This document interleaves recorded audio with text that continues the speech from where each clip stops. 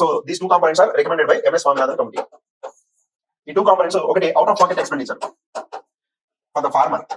Farmer చేసే out of pocket expenditure దేనికి? For all the inputs.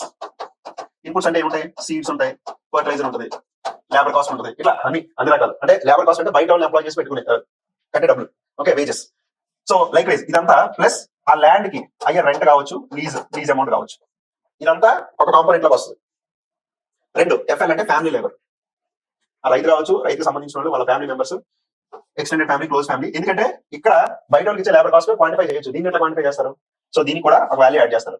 ఈ రెండు కాంపోనెంట్స్ ఉన్నాయి కదా. యాక్చువల్లీ వాళ్ళు రికమెండ్ చేసింది ఏంటంటే కాంప్రహెన్సివ్ కాస్ట్ ఆర్ సీటు అని చెప్పేసి ఇంకొకటి కూడా రికమెండ్ చేస్తారు వీళ్ళు. అయితే మన సిఏసిపి తీసుకునేది ఇప్పుడు మన ఎంఎస్పీ క్యాలిక్యులేట్ చేసేది ఈ రెండింటి బేసిస్ మీద. ఓకే, సో ఈ రెండింటిని కలిపి A2 + FL ఇంటూ 1.5 టైమ్స్. ఈ డీటెయిల్స్ లో ఎందుకు వెళ్తున్నానంటే ఇది ఎకనామిక్ సర్వేలో డీటెయిల్ గా ఎక్స్ప్లెయిన్ చేశారు ఇంకా రకరకాల పాలసీ డాక్యుమెంట్స్ లో.